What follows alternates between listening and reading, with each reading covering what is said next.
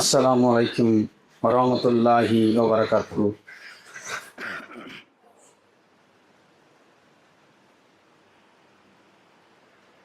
இன்னல் ஹம்துலில்லாஹி நஹ்மதுஹு வ நஸ்தைனுஹு வ நஊது பில்லாஹி மின் ஷுரூரி அன்ஃபுஸினா வ மின் ஸய்யிஆத்தி அமாலினா மை யஹ்திஹில்லாஹு ஃபலா முضில்ல லஹு வ மை யுضلل ஃபலா ஹாதிய லஹு. அஷ்ஹது அன் லா இலாஹ இல்லல்லாஹு வ அஷ்ஹது அன்ன முஹம்மதன் அப்துஹு ரசூலுஹு அம்மா பஅத்.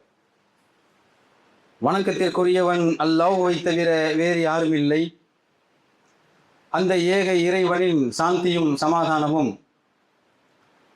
உத்தம நபிகளாரின் மீதும் சத்திய சஹாபாக்களின் மீதும் தாவீன்களின் மீதும் தவோத்தாவீன்களின் மீதும் இங்கு குழுமியிருக்கக்கூடிய நம் அனைவரின் மீதும் உண்டாவட்டுமாக என பிரார்த்தித்தவனாக எனது உரையை ஆரம்பம் செய்கின்றேன். அன்பிற்கினிய எல்லாம் வல்ல அல்லாஹ்வின் நல்லடியார்களே, அவன் கடமையாக்கியிருக்கிற இந்த ஜும்மாவை நிறைவேற்றுவதற்காக நாம் எல்லாம் இங்கே கூடியிருக்கிறோம். அன்பிற்குரியவர்களே, இந்த ஒட்டுமொத்த பிரபஞ்சத்தையும் அதிலே குறிப்பாக வானங்களையும் பூமியையும் படைத்து அதில் மனிதர்களை படைத்து அந்த மனிதர்கள் தங்களுடைய வாழ்க்கையை எவ்வாறு வாழ வேண்டும், எவ்வாறு அமைத்து கொள்ள வேண்டும் என்பதற்காக ஏராளமான தூதர்களை இறைவன் உலகத்திற்கு அனுப்பி வைத்திருக்கிறார். அப்படி அனுப்பப்பட்ட ஏராளமான தூதர்களுள் இறுதி நபியாக வந்தவர்கள் நபிகள் நாயகம் ஸல்லல்லாஹு அலைஹி வஸல்லம் அவர்கள்.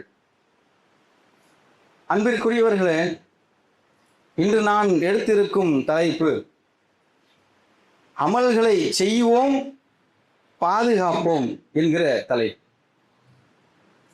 அன்பானவர்களே, இந்த உலகத்தில் நாம் வாழ்ந்து வரக்கூடிய ஒவ்வொரு நாளும் முக்கியமாக எதற்காக இந்த உலகத்தில் நாம் வாழ்ந்து கொண்டிருக்கிறோம் என்று சொன்னால், மறுமையில் சொர்க்கத்தை எப்படியாவது நாம் அடைந்து விட வேண்டும் என்பதற்காக. அப்படி மறுமையில் சொர்க்கத்தை அடைய வேண்டும் என்று சொன்னால், இந்த உலகத்திலே நம்முடைய அமல்களை நாம் அதிகப்படுத்திக் கொள்ள வேண்டும். அதை விடவும் முக்கியமானது, நாம் எவ்வளவு அமல்களை செய்தாலும் அந்த அமல்களை எல்லாம் நாம் பாதுகாக்கிறோமா இல்லையா என்பதை பரிசோதனை செய்து கொள்ள வேண்டிய கட்டாயத்தில் இருக்கிறோம். அன்பிற்குரியவர்களே, நாம் வாழ்ந்து வரும் இந்த காலத்தில், இந்த காலம் எப்படி இருக்கிறது என்று சொன்னால், டிஜிட்டல் நவீன யுகமாகப்பட்டு விட்டது. இந்த காலத்தில் நாம் அனுதினமும் பயன்படுத்தக்கூடிய ஃபேஸ்புக் ஆகட்டும், இன்ஸ்டாகிராம் ஆகட்டும், வாட்ஸ்அப் ஆகட்டும், நாம் அதில் சொல்லக்கூடிய ஒவ்வொரு விஷயமும், நாம் அதில் எழுதக்கூடிய ஒவ்வொரு பதிவுகளும் பதிவு செய்யப்பட்டு கொண்டே வருகிறது. யாரிடத்தில்? இறைவன் நம்மை அனுதினமும் ஒரு நொடி கூட நம்மை அவன் விட்டு விலகுவதே கிடையாது.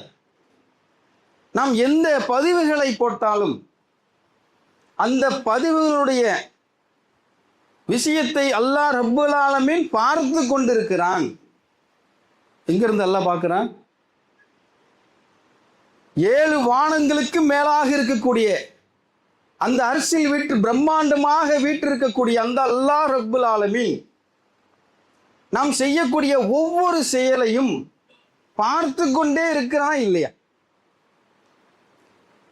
அப்ப இந்த உலகத்தில் நாம் செய்யக்கூடிய அமல்கள் நமக்கு எல்லாருக்குமே தெரியும். அதிகமான அதீதுகளை அறிவித்ததிலே 2 நபர்கள் முன்னாடி வந்து விடுவார்கள். யார் அவர்கள்? அன்னை ஆயிஷா ரதியல்லாஹு அவர்களும் அபூ ஹுரைரா ரலியல்லாஹு அன்ஹு அவர்களும் இடம்பெறுவார்கள். நமக்கு தெரியும், நாம் படித்திருக்கிறோம்.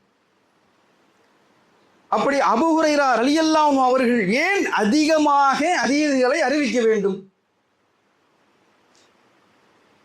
அவரிடத்தில் இந்த கேள்வி கேட்கப்படுகிறது. புகாரியிலே 118வது ஹதீஸாக பதிவு செய்யப்படுகிறது. அவர்கள் சொல்லுகிறார்கள் அதுக்கு பதில், குர்ஆனிலே இந்த 2 வசனங்களை நான் பார்த்திராமல் விட்டால், குர்ஆனிலே இந்த 2 வசனங்களை நான் தெரிந்து கொள்ளாமல் இருந்தால் ஒரு ஹதீஸை கூட நான் அறிவித்திருக்க மாட்டேன் என்று அவர்கள் கூறுகிறார்கள். அப்படி என்ன ஒரு வசனம் அது? 2வது அத்தியாயம் 159, 2வது அத்தியாயம் 160வது வசனமும் அல்லாஹ் ரப்புல் ஆலமீன் சொல்லுகிறான், அல்லாஹ்வினுடைய அத்தாட்சிகளையும் அவனுடைய சாட்சிகளையும் தெரிந்து கொண்ட ஒருவர் அதை மற்றவருக்கு எடுத்து வைக்காமல் மறைத்தால் என்ன நடக்கும் தெரியுமா? அல்லாஹ்வினுடைய சாபம் உண்டாகும். அது மட்டுமா, சாபம் கொடுக்க உரிமை பெற்ற மலக்குகளுடைய சாபமும் உண்டாகும்.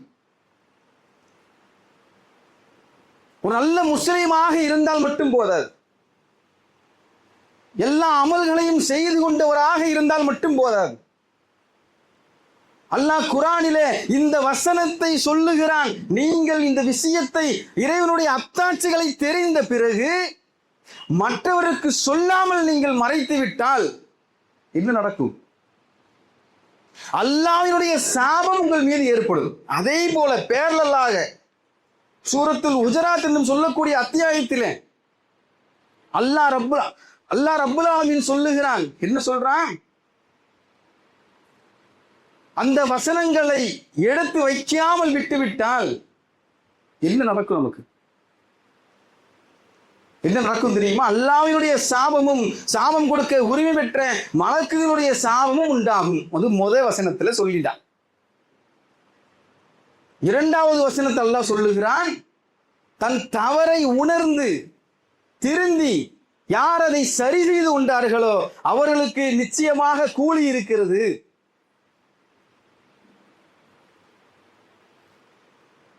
அப்போ ஒரு முஸ்லிமானவர் 5 நேரம் தொழுதால் மட்டும் பத்தாது. ஒரு முஸ்லிமானவர் நோன்புகளை சரியாக கடைபிடித்தால் மட்டும் போதாது. ஒரு முஸ்லிமானவர் ஜக்காத்து கடமைகளை எல்லாம் சரியாக செய்தால் மட்டும் போதாது. என்ன செய்யணும்? என்ன செய்யணும் என்று சொன்னால், நம்மளிடத்திலே ஒரே ஒரு செய்தி தெரிந்தாலும், நமக்கு எல்லாருக்கும் தெரியும், நபிகள் நாயகம் ஸல்லல்லாஹு அலைஹி வஸல்லம் அவருடைய இறுதி ஹஜ்ஜிலே அவர்கள் சொன்னதுதான், இங்கு வந்திருக்கக்கூடியவர்கள் வராத மக்களுக்கு சொல்லிவிடுங்கள். என்ன சொல்லணும்? என்னிடமிருந்து ஒரே ஒரு செய்தி உங்களிடத்தில் வந்தாலும் நீங்கள் அதை மற்ற மக்களுக்கு எத்தி வையுங்கள். எத்தனை நாட்கள் நம்ம சொல்லி இருப்போம். முன்னாடி சொன்ன இல்லையா, சோசியல் மீடியாவில் பதிவுகளை போட்டுக்கொண்டே வருகிறோமே, எல்லாரும் யூஸ் பண்றோம். இப்போ யாரும் விதிவிலக்கு கிடையாது. அந்த சோசியல் மீடியாவில் ஒரே ஒரு இறை வசனத்தை நாம் பதிய வைத்திருப்போமா? என்னென்னவெல்லாம் கண்ட பலாயெல்லாம் அதுல பேசுறோமா இல்லையா? அரசியலை பத்தி போடுகிறோம், சினிமா என்னென்ன வருதோ எல்லா பதிவுகளையும் போடவில்லை என்றாலும் அந்த பதிவுகளை ஷேர் செய்கிறோமா இல்லையா? அல்லாஹ் ரப்புல் ஆலமீன் கூறுகிறான், இந்த திருமறையிலே நீங்கள் சிந்திக்க மாட்டீர்கள். அல்லாஹ் கேட்கிறான், நீங்க சிந்திக்க மாட்டீங்களாப்பா? எவ்வளவோ அறிவியல் ரீதியான வசனங்கள் இருக்கிறது, எவ்வளவோ இறைவனுடைய அத்தாட்சிகள் இருக்கிறது. அனைத்து பயான்களையும் நம்ம கேட்டிருப்போம். தேனை பற்றிய ஒரு அத்தியாயம் இருக்கிறது. தேன், இரும்பு எப்படி உருவானது என்று வரலாறு சொல்லி இருக்கிறான். இந்த உலகமும் இந்த ஒட்டுமொத்த பிரபஞ்சமும் எப்படி உருவானது என்கிற ஒட்டுமொத்த தொகுப்பையே 2 வசனங்களில் இறைவன் திருமறையிலே சொல்லி இருக்கிறான். அப்ப இவ்வளவு அத்தாட்சிகளை தெரிந்த பிறகு நபிகள் நாயகம் ஸல்லல்லாஹு அலைஹி வஸல்லம் அவருடைய காலத்திலே சஹாபாக்களுடைய புரிதல் எப்படி இருந்தது? ஒரு சில கூட்டத்தார் இருப்பாங்க, அவங்களுக்கு புரியாது, உங்களுக்கு புரிந்து விடுமா என்று சொல்லி. ஆனால் நபிகள் நாயகம் ஸல்லல்லாஹு அலைஹி வஸல்லம் அவர்கள் சொல்றாங்க ஹஜ்ஜுடைய இறுதி பேருரையில, நீங்கள் உங்களுக்கு பின்னாடி வந்திருக்க எடுத்து சொல்லிருங்க.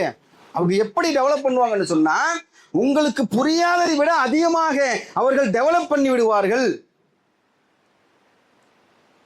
இப்பொழுது நடந்து கொண்டிருக்கிறதா இல்லையா? இந்த ஒட்டுமொத்த உலகம், இந்த பிரபஞ்சம் உருவான இந்த தியரியையே அல்லாஹ் 2 வசனத்தில் சொல்லி இருக்கிறான். இந்த உலகத்தில் இருக்கக்கூடிய அனைத்து உயிரினமும் நீர் இல்லாமல் உயிர் வாழ முடியாது, அந்த விஷயத்தை சொல்லி இருக்கிறான். இரும்பினால் ஏற்படக்கூடிய ஏராளமான நன்மைகள் யோசித்து பார்த்தா தான் தெரியும், நமக்கு தனியா யோசிச்சு பார்க்கணும். எப்படி பாலம், பில்டிங், வண்டி, பைக்கு எல்லாம் எப்படி இருக்கிறது, அது அனைத்தையுமே இறைவன் ஒரு வசனத்தில் சொல்லி இருக்கிறான். இரும்பை நாம் மேலிருந்து இறக்கினோம். 1400 வருஷத்துக்கு முன்னாடி ஒரு மனிதரால் எப்படி தேன் உருவாவது என்பதை பற்றி சொல்ல முடியும். நம்மள பல பேருக்கு தெரியாது, சில பேருக்கு தெரியாது. அப்ப இவ்வளவு அத்தாட்சிகள் குர்ஆனிலே எடுத்து சொல்லிக் கொண்டே போய்கொண்டே இருக்கலாம். இந்த அத்தாட்சிகளை எல்லாம் தெரிந்த ஒருவர் அதை மற்ற மக்களுக்கு எடுத்து சொல்லாமல் விட்டுவிட்டால் அல்லாஹ்வுடைய சாபம் உண்டாகும். அதனாலதான் நிறைய ஹதீஸ்களை நான் அறிவித்துக் கொண்டே இருந்தேன் என்று அபூ ஹுரைரா ரலியல்லாஹு அன்ஹு அவர்கள் சொல்லுகிறார்கள்.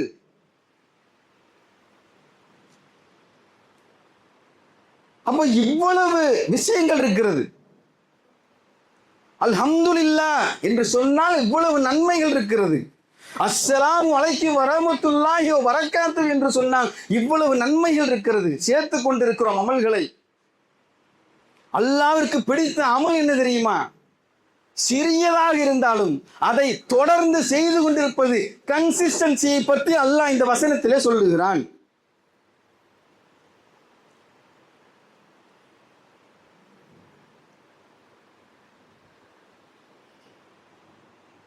அதே போல நபியுடைய புகழை உயர்த்துகிறான். ஒரே ஒரு வசனம், சூரத்துல் ஹுஜராத்திலே 2வது வசனம், 49வது அத்தியாயம் 2வது வசனத்திலே நபிகள் நாயகம் ஸல்லல்லாஹு அலைஹி வஸல்லம் அவர்களுக்கு முன்னாடி யாராவது குரலை உயர்த்தி பேசிட்டா அவர்களுடைய அமல்கள் அவர்களுக்கு தெரியாமலேயே அழிந்துவிடும் அப்படின்னு அல்லாஹ் ரப்பல் ஆலமீன் ஒரு வசனத்தை இறக்குகிறான். இது என்ன ஒரு பெரிய விஷயம் நான் நினைப்பேன். நபிகள் நாயகம் ஸல்லல்லாஹு அலைஹி வஸல்லம் இறைவனுடைய தூதர் உட்கார்ந்து கொண்டிருக்கும் பொழுது 2 நபர்கள் பேசிக்கொண்டாலோ அல்லது தூதரிடத்துல பேசினாலோ அவருடைய வாய்ஸுக்கு கீழே தான்ப்பா பேசணும். நீங்க அதற்கு மேல அழுத்தி அமுக்குகிற வகையில் பேசிவிட்டால் உங்களுடைய அமல்கள் உங்களுக்கு தெரியாமலேயே அழிந்துவிடும். இந்த வசனத்தை அப்படியே தனியா பாருங்க. இந்த வசனம் யாருக்காக சொல்லப்பட்டது? நமக்கு சொன்னாங்களா? நமக்கு முன்னாடி நபிகள் நாயகம் ஸல்லல்லாஹு அலைஹி வஸல்லம் அவருடைய குரல் நமக்கு கேட்குமா? இப்போ யாருக்கு சொல்லப்பட்டது? சஹாபா பெருமக்களுக்கு சொல்லப்பட்டது. என்ன சொல்லி இருக்கிறான்? உங்களுக்கு தெரியாமலேயே உங்களுடைய அமல்கள் அழிந்துவிடும். நம்ம ஓது மலையளவு நன்மையை செய்தாலும், ஓது மலையளவு அமல்களை செய்தாலும் அந்த அமல் எவ்வளவு சின்னது தெரியுமா? சஹாபாக்களுடைய ஒரு கைப்பிடி அமலுக்கு சேராது. அவ்வளவு மலைக்கு மடுவுக்கும் வித்தியாசமா நம்ம இருக்கிறோம், அவர்கள் இருக்கிறார்கள். அவர்களுடைய அமல்களே அழிந்துரும்னு சொன்னா அப்ப நமக்கு எப்படி? அப்ப நபிகள் நாயகம் ஸல்லல்லாஹு அலைஹி வஸல்லம் அவருடைய குரலை உயர்த்தி நம்ம கூட இருந்தோம்னு சொன்னா, குரலை உயர்த்தி பேசுறதே மிகப்பெரிய தப்புன்னு சொன்னா, அப்ப அவருடைய கருத்தை மாற்றி செய்தால் என்ன கருத்து மாறிடுச்சுன்னு நினைப்போம். இந்த மார்க்கத்தில் புதிதாக உருவாகுவை விதத்துகள், வழிகேடு நரகத்தில் கொண்டு போய் சேர்க்கும். என்ன வழிகேடு இருக்குது? ஒண்ணும் இல்லையே, நமக்கு தெரியலையே. அபூ ஹுரைரா ரலியல்லாஹு அன்ஹு அவர்கள் சொன்னது போல இந்த வசனத்தை நான் பார்க்கலன்னு சொன்னா இந்த ஒரு ஹதீஸை கூட நான் அறிவிச்சிருக்க மாட்டேன். அப்ப நபிகள் நாயகம் ஸல்லல்லாஹு அலைஹி வஸல்லம் அவர்கள் சொல்றாங்க, என்னிடமிருந்து ஒரே ஒரு செய்தி உங்களிடத்தில் வந்தால் நீங்கள் அதை மற்ற மக்களுக்கு எத்தி வையுங்கள். அப்ப இந்த ஒரு செய்தியை மற்ற மக்களிடத்துல நம்ம எப்ப எத்தி வச்சிருப்போம் என்பதற்கு சகோதரர்களின் யோசிச்சு பார்க்கணும். அப்ப அமல்கள் நாம் செய்து கொண்டே வருகிறோம். நேரம் தவறாமல் தொழுகிறோம். முன்னாடி சொன்னது போல நோன்பு வைக்கிறோம். ஜக்காத்து கொடுக்கிறோம், மற்ற மனிதர்களை சீன்றது கிடையாது. இன்னும் சொல்ல போனா நபிகள் நாயகம் ஸல்லல்லாஹு அலைஹி வஸல்லம் அவர்கள் முஸ்லிம் அப்படிங்கிறதுக்கு ஒரு டெஃபினிஷன் கொடுக்குறாங்க. முஸ்லிம்னா யாருப்பா? அல்லாஹ் கூட அந்த சொல்ல கேட்டு அப்படியே பூரிச்சு போ. முஸ்லீம் அப்படின்னா யாரு? நம்ம நினைச்சிருப்போம், போய் தொழுகணும், நோன்பு வைக்கணும், ஜக்காத்து கொடுக்கணும், வட்டி வாங்கக்கூடாது, இப்படி நீட்டா இருக்கணும் நினைப்போம் இல்லையா? ஆனால் நபிகள் நாயகம் ஸல்லல்லாஹு அலைஹி வஸல்லம் அவர்கள் சொல்றாங்க, யார் தன்னுடைய கரத்தாலும் தன்னுடைய நாவாலும் பாதுகாப்பு பெறுகிறாரோ, இந்த உலகத்தில் இருக்கக்கூடிய அனைத்து பிரச்சனையும் இந்த ஒரு வரியில் நபிகள் நாயகம் ஸல்லல்லாஹு அலைஹி வஸல்லம் முடிச்சிட்டாங்க. இந்த உலகத்தில் சண்டைகள் எதனால வரும்? இன்ன பத்தி அப்படி பேசிட்டான், நாவால் பாதுகாப்பு கொடுக்கணும். என்னை ஒருத்தன் அடிச்சிட்டான், கையால் பாதுகாப்பு கொடுக்கணும். முஸ்லிம்னா யாரு? தன்னுடைய நாவாலும் தன்னுடைய கரத்தாலும் மற்றவர்கள் பாதுகாப்பு பெறுகிறார்களோ அவர்கள் தான் முஸ்லிம். அப்ப எப்பேற்பட்ட ஒழுங்குமுறை சட்டம்! இறைவன் அதிகமான அமல்களை கொடுத்திருக்கிறான். ரமலான் காலத்தில் நமக்கு தெரியும், ரமலான் மாதம் வந்து விட்டால், அதிலும் குறிப்பாக இந்த கடைசி 10 நாட்கள் வந்து விட்டால் பள்ளிவாசல் தண்டபுட நடக்கும், நோன்பு நடக்கும், நைட்டு கரிசோறு நடக்கும், எல்லாமே சரியாக இருக்கும். ஆனால் அந்த 27 பெரும்பாலானவர்கள் அப்படி நினைத்திருக்கிறார்கள் இல்லையா? 21, 23, 25, 27, 29 அந்த 5 ஒற்றைப்படையில அவர்கள் என்ன நினைத்துக் கொள்வார்கள்? நாமெல்லாம் என்ன நினைத்துக்கிட்டு இருக்கோம்? அன்னைக்கு மாத்திரம் அந்த இரவு வாக்கணுமே, அனைத்து பள்ளிவாசலும் அலங்கரிக்கப்பட்டு முஸ்லிம்கள் வீடுகளே இருக்க மாட்டாங்க. எங்க இருப்பாங்க? பள்ளிவாசலுக்கு வந்துருவாங்க. பள்ளிவாசலே கதின்னு கிடப்பாங்க. அந்த 5 நாட்கள் மட்டும் நம்ம பார்க்க முடியும், பார்த்திருப்போம். ஆனால் நபிகள் நாயகம் ஸல்லல்லாஹு அலைஹி வஸல்லம் அவர்கள் எப்படி இருந்தார்கள், எப்படி தொழுதார்கள் தெரியுமா? அன்னை ஆயிஷா சித்திகா ரலியல்லாஹு அன்ஹா அவர்கள் அறிவிக்கிறார்கள், ரமலான் காலத்திலும் ரமலான் அல்லாத காலத்திலும் 11 ரக்காத்துக்கு மேல அவர்கள் தொழுதது கிடையாது. இரவு தொழுகை. நமக்கு என்ன வேணும்? நமக்கு ரமலான் ஒண்ணு வேணும். அப்படி வந்தா மட்டும்தான் நம்ம என்ன செய்யறோம்? ஆஹா, அது அமலுக்குரிய மாதம், அதிகமாக செய்யணும், அதிகமான நன்மையை பெற்று தரும். அந்த மாதத்தில் மட்டும்தான் இரவு தொழுகையை உயிர்ப்பாக தொழுது கொண்டிருப்போம். நபிகள் நாயகம் ஸல்லல்லாஹு அலைஹி வஸல்லம் அவர்கள் எப்படி இருந்தார்கள்? ரமலான் காலத்திலும் ரமலான் அல்லாத காலத்திலும். சஹாபா தோழர்கள் கேட்கிறாங்க, அப்படி அதுக்கு முன்னாடி சொல்றாங்க, நம்முடைய தூதர் சொல்றாங்க, என்ன சொல்றாங்கன்னு சொன்னா, இறைவனிடத்திலே அதிகமாக பாவ மன்னிப்பு தேடிக்கொள்ளுங்கள், நானும் தேடிக்கிட்டு இருக்கேன் அப்படின்னு சொல்றாங்க. அப்படி சஹாபாக்களும் கேட்கிறாங்க, என்ன யா ரசூலல்லாஹ், நீங்கள் முன்பாவம் மன்னிக்கப்பட்டவர்கள், அதாவது இதுக்கு முன்னாடி செய்திருப்பார்கள் இல்லையா, அந்த பாவம் மன்னிக்கப்பட்டவர்கள், பின்னாடி வரக்கூடிய பாவம் அட்வான்ஸாக என்ன செய்யறான்? அல்லாஹ் ரப்புல் ஆலமீன் அதையும் மன்னித்து விட்டான். அப்புறம் எதற்கு நீங்க பாவ மன்னிப்பு தேடுறீங்க, எதற்கு கேட்குறீங்க? அப்படி கேட்கும் பொழுது நபிகள் நாயகம் ஸல்லல்லாஹு அலைஹி வஸல்லம் அவருடைய முகம் சிவக்கிறது, கோவப்படுறாங்க. கோவப்பட்டுட்டு அந்த ஆன்சர் சொல்றாங்க, அந்த அல்லாஹ் ரப்புல் ஆலமீனுக்கு, அந்த இறைவனுக்கு நான் நன்றியுள்ள அடியானாக இருக்க வேண்டாமா? சற்று சிந்தித்து பாருங்கள் சகோதரர்களே. நாம் இந்த சும்மாவிலே அமர்ந்திருக்கிறோம், கைகள்லாம் நல்லா வேலை செய்யுது, நம்மளோட கால் முட்டி எல்லாம் நல்லா வேலை செய்யுது, கண் பார்வை நல்லா தெரியுது, நல்லா உடம்பு ஜம்முன்னு இருக்கும், நல்லா குளிச்சு கிழிச்சு எல்லாம் முன்னாடியே ஜும்மாவுக்கு வந்தாச்சு. இப்படி இருக்கக்கூடிய இந்த சமநிலையில் இருக்கக்கூடிய 15-20 மருத்துவமனைகளை நினைத்து பாருங்கள்.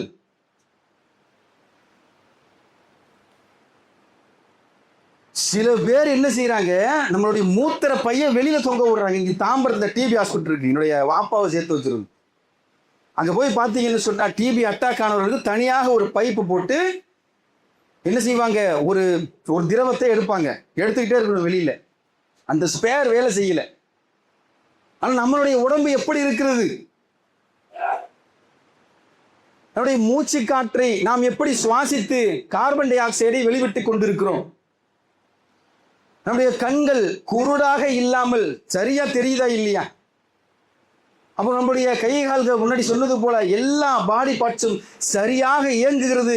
ஆனால் இதையெல்லாம் ஒன்னாக இயங்காமல் மற்ற மருத்துவமனையில் இந்த நேரத்தில் நோயுற்றவர்கள் எத்தனை நபர்கள் இருப்பார்கள். அல்லாஹ் நம்மளை காப்பாற்றி வச்சிருக்கானே இல்லையா? அப்ப இந்த உலகத்தில் சோதனைகளும் வரும் இந்த மாதிரி. அப்ப நம்மளே என்ன செய்யல அல்லாஹ்? நம்ம நினைப்போம் நமக்கு சுகர் தான் இருக்கு, நமக்கு பிபி வந்துருச்சுன்னு நினைப்போம். அப்படி பேசிக்கிற நேரத்தில் ஒருத்தர் பாய் ஆட்டில் இருந்தா தண்டி ஓட்டை இருக்குது பாய், எனக்கு ஆட்டில் இவ்வளோ பெரிய ஓட்டை இருக்குது கேள்விப்பட்டிருப்போம். இப்போதான் டெஸ்ட்ல தெரிஞ்சுது இந்த கல்லீரல்ல புற்றுநோய் அட்டாக் ஆகி இருக்குது அப்படின்னு கேள்விப்படுறோமோ இல்லையா? பாய் இப்போதான் போய் டெஸ்ட் முடிஞ்சு வந்தது, கிட்னியில ஸ்டோன் இருக்குது, வெளியே போக முடியல, ஆப்ரேஷன் பண்ணி தான் எடுக்கணும்னு சொல்றாங்க பாய், கேள்விப்படுவோமா இல்லையா? பாய் கல்யாணம் நடந்து இத்தனை வருடங்கள் ஆகிறது, எனக்கு குழந்தை வேறு இல்லாமல் இருக்கிறோம், கேள்விப்பட்டிருக்கோமா இல்லையா? அப்ப இவ்வளவு விஷயங்களையும் அல்லாஹ் ரப்புல் ஆலமீன் நமக்கு என்னாக்கி கொடுத்திருக்கான், லேசாக்கி கொடுத்திருக்கானா இல்லையா? அப்ப நபிகள் நாயகம் ஸல்லல்லாஹு அலைஹி வஸல்லம் சொல்றாங்க, என்ன சொல்றாங்க? நான் என்னுடைய இறைவனுக்கு நன்றியுள்ள அடியானாக இருக்க வேண்டாமா? முன்பின் பாவம் மன்னிக்கப்பட்டவர்கள், ரமலான் காலத்தில் மட்டுமல்லாது அனைத்து காலங்களிலும் அவர்கள் தன்னுடைய தொழுகையை நிறைவேற்றியவர்களாக இருந்தார்கள். அதை விட இன்னொரு முக்கியமான விஷயம், அன்பிற்குரியவர்களே, இரவு நேரத்தில் அந்த மூன்றில் ஒரு பகுதியில நம்ம உயிர்ப்பிப்போம் இல்லையா? ரமலான்ல உயிர்ப்பிப்போம். ஆனா அல்லாஹ் ரப்புல் ஆலமீன் அந்த அடிவானத்தில் இறங்கி வருகிறான். எப்போ வரான்? அதிகாலையில, சுபுக்கு முன்னதாக இருக்கக்கூடிய நேரத்தில் தினமும் இறங்கி வரும். அப்பொழுது அல்லாஹ் உலகத்தை பார்த்து கேட்கிறான், என்னிடத்தில் பிரார்த்திப்பவர்கள் இல்லையா? என்னிடத்தில் தேடுபவர்கள் இல்லையா? அல்லாஹ் அந்த இடத்தில் பார்க்கிறான், யார் யாரெல்லாம் என்னிடத்தில் பிரார்த்திப்பவர் இருக்கிறார்கள் என்று பார்க்கிறான். அப்ப அந்த நேரத்தில் கேட்கக்கூடிய துவா நிச்சயமாக இந்த தவஜீத் சொல்லக்கூடிய இந்த இரவு தொழுகை மிகவும் ஒரு குறிப்பிட்ட அந்த தொழுகை மாத்திரம் எப்படின்னு சொன்னா, அல்லாஹ் உங்களுக்கு இன்வைட் பண்ணணும். அல்லாஹ்வுடைய இன்விடேஷன் நமக்கு இருந்தால் மட்டும்தான் தொழ முடியும். நீங்க நினைச்சு பாருங்க, நீங்க ஒரு சேலஞ்ச் எடுங்க, ஒரு வாரம் தொழுதுவோம் பாய் அப்படின்னு நினைச்சு பாருங்க, அலாரத்துல எந்திரிக்க முடியாது. ஏன்?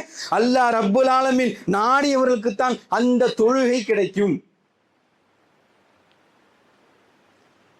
அப்ப அமல்கள் எப்படி வருகிறது?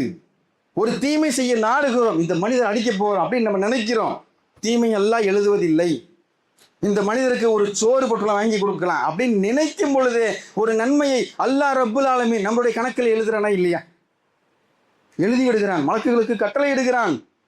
அப்ப அந்த நன்மை, ஒரு மனைவிக்கு கவளவாய் ஊட்டுகிறோம் சாப்பாடு, அதுக்கு நன்மை. தன்னுடைய தாய் தந்தையரை பேணி பாதுகாக்கிறோம், அதுக்கு நன்மை. இவ்வளவு நன்மைகள் அமல்களை எல்லாம் செய்து செய்து சேர்த்தவராக அந்த நன்மைகள் அமல்களை பாதுகாக்க தவறிவிட்டோம்னா, அதுதான் டாபிக்கே. இவ்வளவு நேரம் பேசுனது என்னத்துக்கு? இவ்வளவு கஷ்டப்பட்டு இவ்வளவு சிரமப்பட்டு அல்லாஹ் சொல்றான் இல்லையா, போரை போத்தி கொண்டிருப்போரே. சுபுல எந்திரிக்கும் போது இருக்கக்கூடிய ஒரு கஷ்டம் தெரியும் நமக்கு, அப்படி ரொம்ப கஷ்டமா இருக்கும். அந்த நேரத்துல தான் தூக்கம் கரெக்டா வரும், ஒண்ணுமே பண்ண முடியாது. என்னடா இது, அப்படியே ஒரு சைத்தான் கூட ஒரு போராட்டம் நடக்கும் அந்த இடத்துல.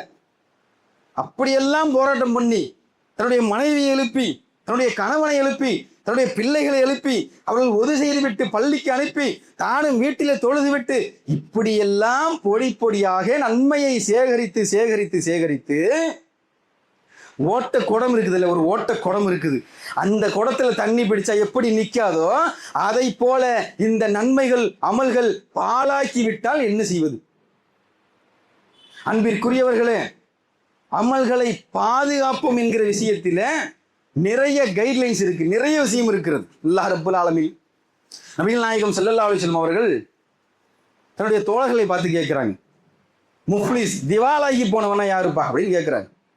திவாலாகி போனவனா நம்மளுடைய ஊர் கணக்கில் எவன்கிட்ட ₹1 ₹2 இல்லையோ, காசு இல்லையோ, ஒன்றும் இல்லையோ, அவர் திவாலாகி போனவர் அப்படின்னு சொல்றாங்க. அப்போ நபிகள் நாயகம் ஸல்லல்லாஹு அலைஹி வஸல்லம் சொல்றாங்க, மறுமையில் ஒரு மனிதர் வருவார். எப்படி வருவாரு? நன்மைகளை மூட்டை மூட்டையாக சுமந்தவராக, மூட்டை மூட்டையாக அப்படி நிறைய அப்படி நிறைச்சிக்கிட்டு வருவார். அப்படி வரும்போது பயங்கரமா இருக்கும், அப்படி எல்லாமே கிடைச்சிருச்சு, சொர்க்கத்துக்கு போயிடுவோம், முடிஞ்சிருச்சு, நம்ம போயிடுவோம் அப்படின்ட்டு வர்றார். இந்த வரக்கூடிய அந்த நேரத்தில் அவர் ஒரு மனிதரை பற்றி புறம் பேசி இருப்பார். புறம்னா நமக்கு நிறைய பயனில் கேட்டிருப்போம். என்ன புறம்?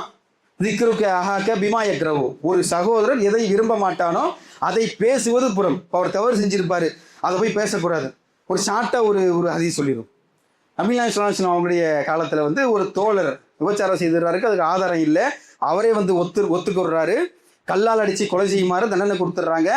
அதை கேட்டுக்கிட்டு இருக்க 2 சஹாபா பெருமக்கள் என்ன செய்கிறாங்க, தண்டனை கொடுத்துட்டு இருக்கும் பொழுது அவர்கள் வந்து 2 பேர் பேசிக்கிறாங்க. இந்த மனுஷனை பாரு, சொல்லாமல் இருந்திருக்கலாம், ஆதாரம் கிடையாது, சரி எதுக்கு சொன்னாருன்னு தெரியலையே, பரிதாபத்தில் பேசுகிறாங்க. பேசிட்டு சைலண்டாக போயிடுறாங்க. தண்டனை நிறைவேற்றப்படுது. நம்முடைய தோழர் எல்லாரும் சேர்த்து போயிட்டு இருக்காங்க நபிகள் நாயகம் ஸல்லல்லாஹு அலைஹி வஸல்லம். போயிட்டு இருக்கும் பொழுது ஒரு கழுதை செத்து அழுகி கிடக்குது. 2 பேரை கூப்பிட்டு சொல்கிறாங்க, இந்த கழுதையை நீங்கள் சாப்பிடுங்க அப்படின்னு சொல்லும் போது ஷாக்கு. ஏன்னா நபிகள் நாயகம் ஸல்லல்லாஹு அலைஹி வஸல்லம் வந்து எப்பேற்பட்டவர்கள், அவர்கள் நினைத்தால் எதை வேணாலும் செய்ய முடியும்.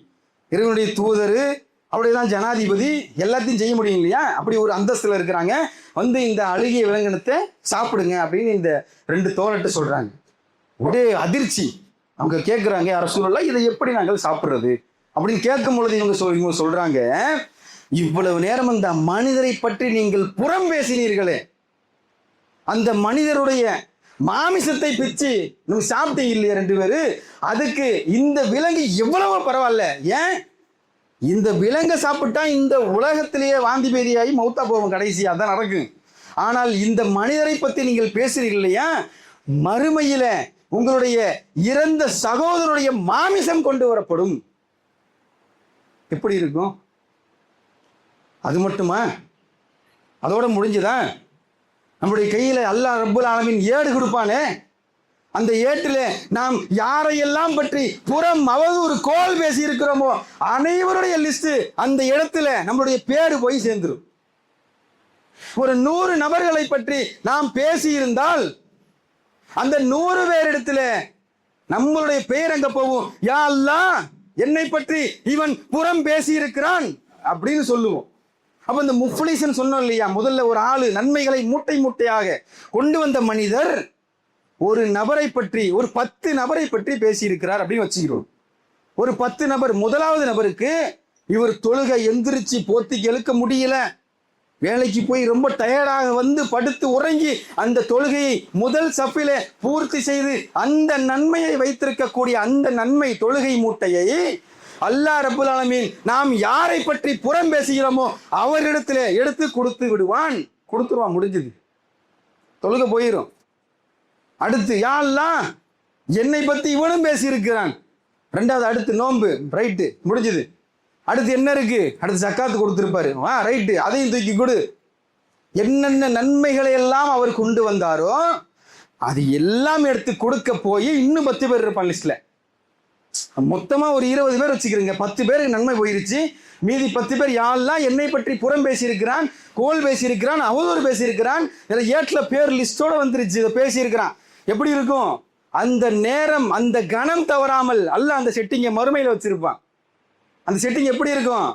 ஆமான்னு தான் சொல்ல முடியும். இந்த தவறை நீ செஞ்சு ஆமா இல்லையான்னு கிடையாது, ஆமாம் ஒத்துக்கொண்டு தான் ஆகணும். அங்கே அப்படியே படம் போட்டு காட்டப்படும்.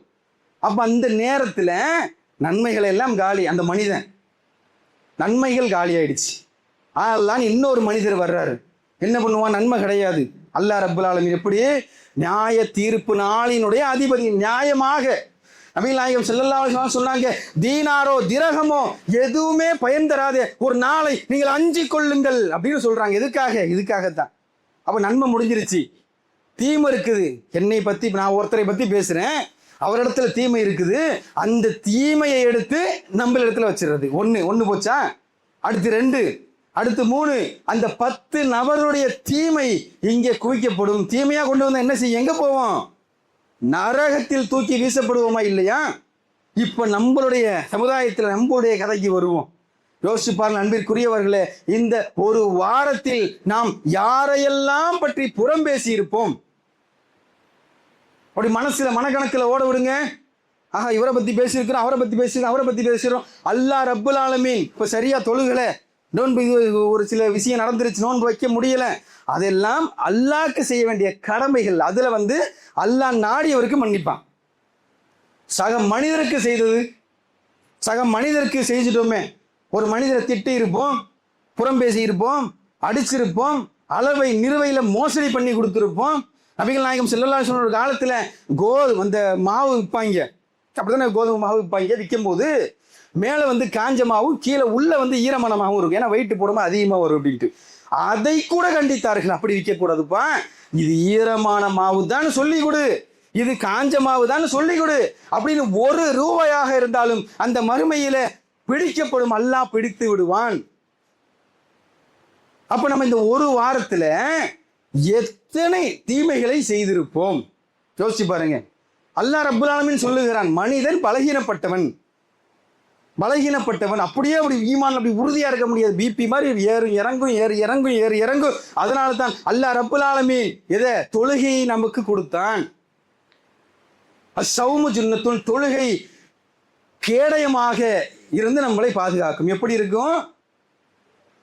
வேளை தொழுகை சொல்லுகிறோம். காலைல சுபு தொழுதுட்டு அப்படி அழகாக உட்கார்ந்துருப்போம், எந்த ஒரு பிரச்சனையும் வராது. போக போக சார்ஜ் இறங்கிடும். அப்படி யாருக்கு என்ன செய்யலாம் போகலாம் அப்படின்னு மண்டையில் சைத்தான் இருக்கான் இல்லையா, அவனும் செய்யல செஞ்சு வேலை வைப்பான். அப்போ இந்த வேளை தொழுகையை கொடுத்து, அப்போ இந்த மாதிரி திக்ருகள் செய்வதை சொல்லி கொடுத்து, உதவிகள் செய்வதை சொல்லி கொடுத்து, அப்போ இவ்வளவையும் சொல்லி கொடுத்து இந்த தவறுகளை நாம் செய்தால் அது ஒரு வாரம் விடுங்க, அதில் எப்படி வெளிவர முடியும்? அல்ல சுபு எந்திரிச்சு தொழுகிறோம், தொழுது உட்காந்துருக்கலாம். இன்னைக்கு நான் யாரை பற்றியும் எதையும் பேசக்கூடாது. நான் செய்யக்கூடிய அமல்கள், நான் செய்யக்கூடிய நன்மைகள் அது என்னுடைய கணக்கிலேயே வர வேண்டும் என்று சொல்லி நம்ம ஒரு நியத்தை காலில் வச்சோன்னு வைங்க, என்ன செய்யும்? அல்லாஹ் ரப்புல் ஆலமீன் அதுக்கு ஹெல்ப் பண்ணுவானா இல்லையா? அப்போ எவ்வளவோ விஷயம் இருக்கிறது. அல்லாஹ் ரப்புல் ஆலமீன் திருமறையில இன்னொரு வசனத்தை சொல்லுகிறான். என்ன சொல்றான்? எங்கள் இறைவா, எங்களுக்கு நேர் வழி காட்டிய பின் எங்களுடைய உள்ளத்தை தடம்பொருள செய்து விடாதே. 3வது அத்தியாயம் 8வது வசனத்திலே அல்லாஹ் ரப்புல் ஆலமீன் சொல்லுகிறான். அப்ப மறுமை என்பது மிக ஒரு கொடூரமான பயங்கரமான ஒரு காலகட்டம். யாருக்கு? நல்ல அடியார்களுக்கு கிடையாது, கெட்ட அடியார்களுக்கு, இறை மறுப்பாளர்களுக்கு, காஃபிர்களுக்கு, முனாஃபிக்குகளுக்கு தான் கெட்ட நேரமாக அது இருக்க வேண்டும் அன்பிற்குரியவர்களே. ஏனென்று சொன்னால் இந்த நம்ம வெயில் காலம் தெரியும், எவ்வளவு மோசமாக அடிக்குது. செருப்பு இல்லாமல் நடந்து போக முடியாது. அதிகமான வெப்பம் சூரியன் இருக்குது. அந்த சூரியனுடைய வெப்பம் கூட நரகத்தினுடைய வெப்பத்தை கணக்கு பண்ணிங்கன்னா 70ல் ஒரே ஒரு மடங்கு மட்டும்தான், ஒரு மடங்கு தான் சூரியனுடைய வெப்பம். அப்ப 70 மடங்கு வெப்பத்தை தாங்குவதற்கு நம்ம உடல்ல திராணி தெம்பு இருக்கிறதா? அப்ப மனிதர்களிடத்திலே நாம் என்னென்ன தவறுகளை செய்தோம் நமக்கு தெரியும். நமக்கு ஞாபகம் வரும், அந்த ஆளை பார்த்தோன்னா இவர்கிட்ட நம்ம காசு வாங்கியிருக்கோம் கொடுக்கல, இவரை பத்தி தப்பா பேசியிருக்கிறோம், இவரை பத்தி அவதூறு பேசியிருக்கிறோம், இவருக்கு தீமை செஞ்சிருக்கிறோம், இவருக்கு அளவில் மாத்தி கொடுத்துருக்கிறோம், இவருக்கு சொன்ன பொருளை கொடுக்கல வேற பொருளை கொடுத்துருக்கிறோம். எல்லாம் யாருக்கு தெரியும்? இங்க உள்ள ஒண்ணு இருக்குது இல்லையா, அந்த நெஞ்சு பதக்கும், பார்த்த உடனே தெரிஞ்சிடும், ஆஹா முடிஞ்சிருச்சு நம்ம கணக்கு அப்படின்னு சொல்லி. அப்ப அந்த மனிதரிடத்துல நாம் பைசல் செய்து கொண்டு நம்முடைய கணக்கை முடிக்க வேண்டும் என்று சொல்லி என்னுடைய முதல் உரையை முடிக்கிறேன். வாஹிதுன் அலில்லாஹி ரப்பில் ஆலமீன். அஸ்ஸலாமு அலைக்கும் வரஹ்மத்துல்லாஹி வபரகாத்துஹு.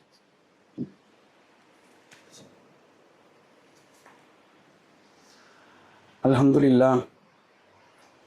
அன்பிற்கினிய எல்லாம் வல்ல அல்லாஹ்வின் நல்லடியார்களே, அமல்களை செய்வோம், முக்கியமாக பாதுகாப்போம் என்கிற தலைப்பிலே ஒரு சில கருத்துக்களை நாம் இங்கு பார்த்தோம்.